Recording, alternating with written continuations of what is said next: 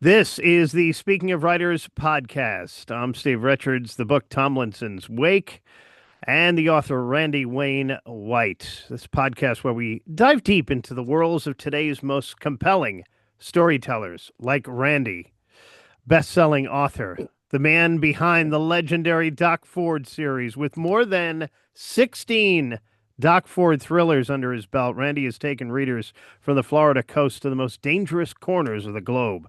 His latest adventure takes us into the heart of Mesoamerica, where Ford faces flesh traffickers, paramilitary killers, and an earthquake of truly world-shattering proportions. It's a story of survival, history, friendship, and the razor-thin line between myth and reality. Randy, welcome back to the Speaking of Writers podcast.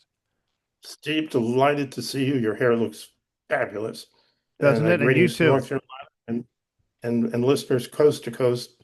Delighted to be here. Hell, I'm just delighted to be alive, man. Well, this latest Doc Ford novel drops us, as I mentioned, straight into Mesoamerica with a killer hurricane, earthquake, and a boy descended from Mayan royalty. What sparked the idea for weaving these historical and natural forces into this story? Well, Steve, believe it or not, I never used illegal drugs in my life, so I can't fall back on that one.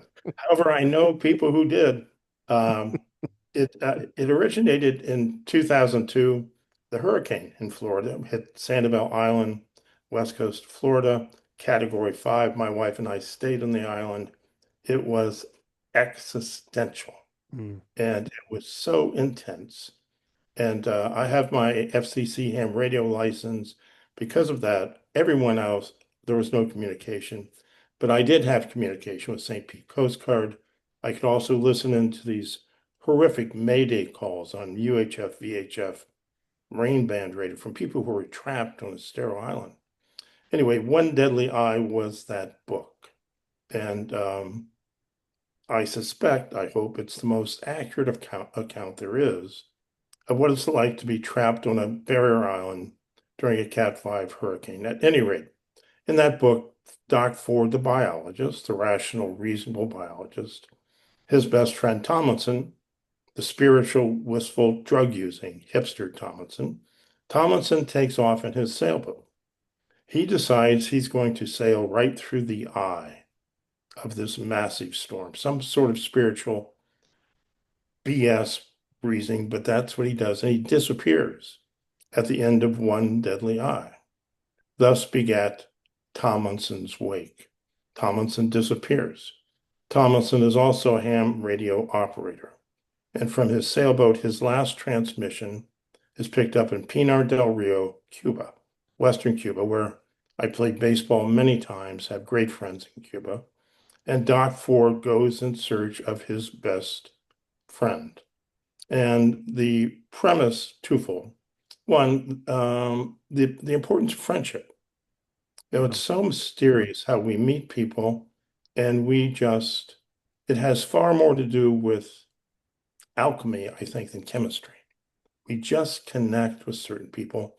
Doc and Tomlinson connected, and Doc takes off looking for his best friend, last reported shipwrecked off the coast of Honduras, Mesoamerica, which I've had a long personal interest in, been there many times, spent a lot of time in Colombia during the Pablo Escobar years, uh, in Nicaragua during the revolution, in Guatemala during two revolutions, a lot of time in Panama. So I'm absolutely fascinated by that area and the Mesoamerican people, the Maya, Aztec, Olmec, Toltec.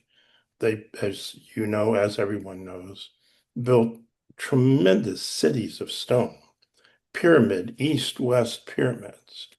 Well, here's the connection with Southwest Florida. I'm talking to you now from the west coast of Florida, near Sanibel, and an old house on an Indian mound, the remnants of a shell pyramid, on 60 acres of National Archaeological Preserve. And the shell mounds, the shell pyramids here, are east-west mounds, just as they are in Tikal, in Copan. And you can't take a step without seeing a piece of pottery or a shell tool. And I think there certainly had to have been intercourse between the people of Mesoamerica and Southwest Florida. So in the book One Deadly Eye, Tomlinson Ford, their marina home is absolutely destroyed. And Tomlinson sets off not just to see the eye of the hurricane, but to have a rebirth, to find a new home. And that's the premise of the book. Doc Ford has always walked that line between science, history, and danger. How did you balance the ancient Mayan elements with the modern threats of cartels and traffickers and corrupt politicians? I don't know that I balanced them. There's certainly accurate elements, certainly that. I do a lot of research, and know people who are connected with, they know that realm.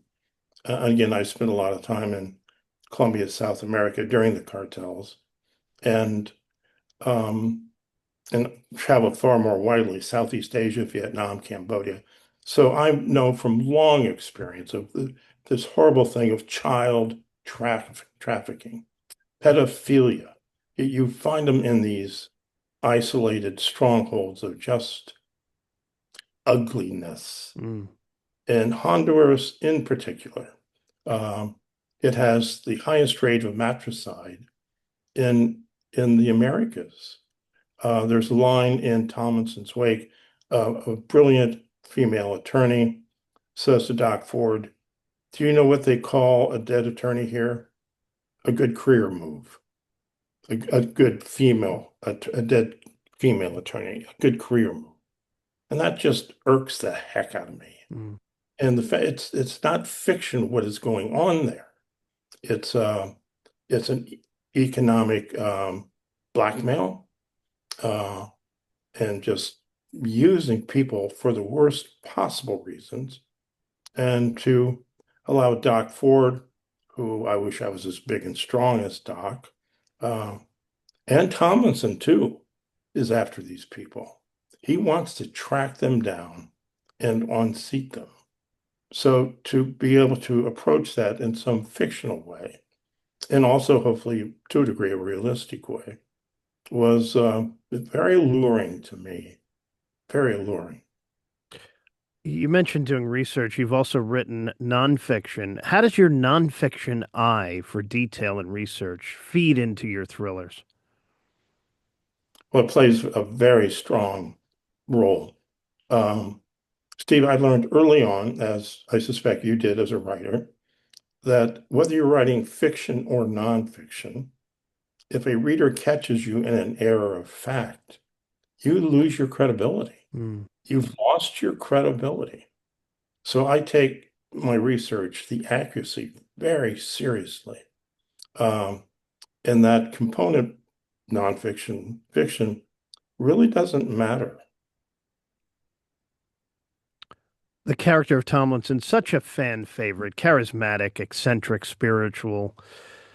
How does his friendship with Ford evolve under such extreme circumstances in this novel? Well, isn't it mysterious how we come upon certain friendships that just connect, however different, however polarized we might or may be? Um, Tomlinson, when I began the Doc Ford series, I wanted one character who was purely spiritual, purely wistful, an ordained Zen Rinzai uh, priest. That's Tomlinson, who experimented with drugs. Well, there's a funny story about that. Kind of based on a great friend of mine, Bill Spaceman Lee, Mm. pitched for the Red Sox. He's in the Oh, Red yeah. Sox Hall of Fame. Just look up Bill Spaceman if you're not a fan. He's the third most quoted man in baseball history, Great character of the game.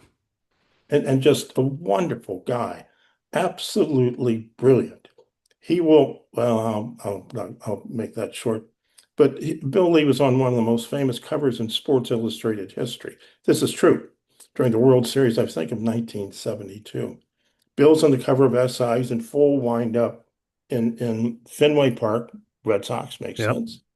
But Bill is wearing a Boston beanie cap with a propeller. He's wearing a spacesuit with oxygen tanks. This is true. Look it up. Yeah. And in the course of that interview, Bill was asked, do you think drug testing should now be mandatory in Major League Baseball? Think of Tomlinson. Bill ruminates, a brilliant man. Mandatory drug testing. I've tested almost every drug there is, and some of that crap's bad, man. They should not force you. Nope, they can't make us do that. So that has much to do with Bill Lee. But anyway, Bill and I met playing baseball uh, years ago at Al Lang Stadium in St. Pete. I was catching the bullpen for a team. He was the manager of the St. Pete Pelicans, ex-professional major league. And I see this character walk onto the field after batting practice. And he's got the long, stringy hair. He's got the long beard. He's wearing a Che Guevara t-shirt, a Russian national baseball cap. And I'm thinking, who is this pathetic old hippie? And we just hit it off. And I became, at that time, he said, one of his favorite catchers. And we played baseball all over. We played baseball in Cuba. We took outlaw teams to Cuba. We'd rent a bus illegally and just drive around. If we saw people playing ball, we'd get out and have a baseball game.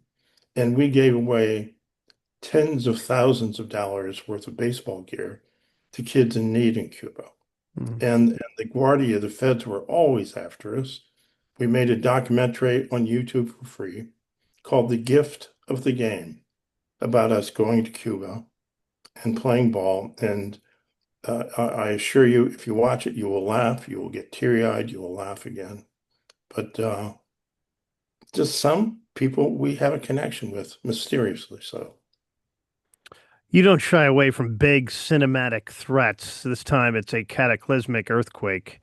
How do you approach writing action on such a massive scale without losing that intimacy of character-driven storytelling? Well, Honduras, as I had heard while there, Tegucigalpa, one of the scariest landings in Central America, and Roatan, fabulous islands off Roatan, spent time there. I heard about earthquakes. They have an earthquake in Honduras about every day. People don't realize that, often quite minor. But when they get a major one, the landslides, very much like the effects of a Category 5 hurricane. It just sweeps everything away, as you well know, living in the mountains of North Carolina. Yeah. Your recent horrific tragedy there, not unlike a hurricane. So the parallel of rebirth, the earthquake had to do that with that, but also in Quintana Roo, Yucatan Peninsula, where I've spent a fair amount of time. 60 million years ago, a giant meteorite hit there. And you've read about this. It killed almost all land-based fauna in the world. It killed all the dinosaurs. It happened in that exact spot. So in the book, Tomlinson goes looking for ground zero of rebirth, of where this phenomena occurred. And he happens to be on drugs at the time, so I think there's a very funny scene there where he stumbles into a tourist dinosaur park and is convinced the dinosaurs have come back to life and they want to eat him. So, I don't know how these things meld together. I hope they did successfully in Tomlinson's Wake. Readers are deeply loyal to Doc Ford and the Dinkins Bay Marina family. Why do you think these characters resonate so strongly with your audience? My hope is that I truly don't meet many stupid people. I like people. And I wanted the characters in my book, some of them were based on people I knew back when I was a fishing guide on Sanibel Island, did more than 3,000 charters. I wanted to populate my book with people I liked, the people I found intellectually interesting, amusing, and I hope that carries over to the readers. The readers they genuinely seem to like the characters. And if something bad happens to one of the characters, I get very pissed off emails. Doc Ford, for instance, in one case, I ran into some very tough. Doc Ford was a high school All-American wrestler, uh, but he runs into some guy who knocks Doc Ford out. There are people furious about that. You can't. Doc Ford could not have been knocked out. He can beat up anybody as a wrestler, and most wrestlers can beat up just about anybody. Speaking as a failed wrestler, but my old son was a high school All-American wrestler, so I know a little bit about wrestling, but I like the characters in my book and I care about them. And hopefully that shines through. They're not, in my mind, just play cards. They're not bits of furniture to be used and tossed away randomly. The characters, as Doc Ford says in one of the earlier books, we value small, brave people who find small, brave ways of not just enduring, but succeeding. Paraphrasing Faulkner, by the way. I hope that's the reason. And a very good question, Steve. Many thriller writers, Randy, lean heavily into technology or gadgets. Ford, by contrast, feels grounded in grit, instinct, and knowledge. Was that always intentional? Well, it it might not be intentional. It might be because I'm not smart enough to understand the high-tech stuff going on. But I am a techie to this degree. Um, for many years, I've been a great fan of night vision technology. Um, I was lucky enough to be involved with a company in Arizona that created military night vision, infrared, thermal imaging, and they would send me these things to field test. And as a boater, Southwest Florida, I used my boat like a car, and I would run around at night wearing night vision with an infrared light. Nobody can see you, but you can see everything. And that technology in the books is absolutely accurate, much thanks to a great friend of mine, Dr. Richard Salisbury. You would have to look him up, but he founded instrumentation that is used worldwide in various unusual aspects, often with the military. And so Richard advises me on that stuff. Without spoiling, can you hint at what readers can expect next for Doc Ford? Well, by gum, I'll just say it. After Tomlinson's Wake, the resolution there is hopefully satisfying. Tomlinson, by the way, is convinced he is dead and moving in the spirit realm with all the perks that might imply. Um, Tomlinson goes looking for Doc Ford, who has disappeared somewhere in central Florida for personal reasons. In Tomlinson's wake, Doc Ford, who has a shadowy past. In Tomlinson's wake, Tomlinson not just realizes, but witnesses firsthand that his friend Doc Ford is a very effective assassin and not in a nice way. And Tomlinson is aghast, but still interest piqued. He goes in search of Doc Ford in Central Florida. There's a good tease there from Randy for the next Doc Ford novel coming. All right, we're going to wrap up, Randy, with what we call the lightning round of questions for you. Done. The first thing you'd pack if Doc Ford dragged you into the jungle, what would it be? It would be my freaking HF handheld radio with a dipole antenna I could string from trees and get the hell out of there. Mayan ruins or Florida mangroves, where would you rather get lost? Mayan ruins, they are haunting. One night in Tikal, Guatemala, this is illegal, by the way, not unusual in my life. I snuck into the park on the dark of the moon, and I climbed the pyramid of the jaguar, which is dangerous in its freaking self. And I sat at the top, and Steve, the fireflies were so thick Again, I've never taken hallucinogenics, but it was wow, mind-bending, as some might say. Mm. Rum, tequila, or a cold Florida beer after a long day of writing? I love the history of rum. Um, in fact, I own a franchise, a rum bar franchise. A cold, actually, I'd rather have sweet tea made with sulfur water rather than a beer, but beer over ice would be my next choice. Mm. A book you've reread more than once? Heart of Darkness, Joseph Conrad, fell in love with his lyricism, his lyrics early on. A book by my great friend, the late Peter Matheson, Mm. Our Tortuga, which is just over the top. In fact, Tomlinson and Peter were and are Rinzai Zen Buddhist priests. Peter was a Rinzai Zen Buddhist priest.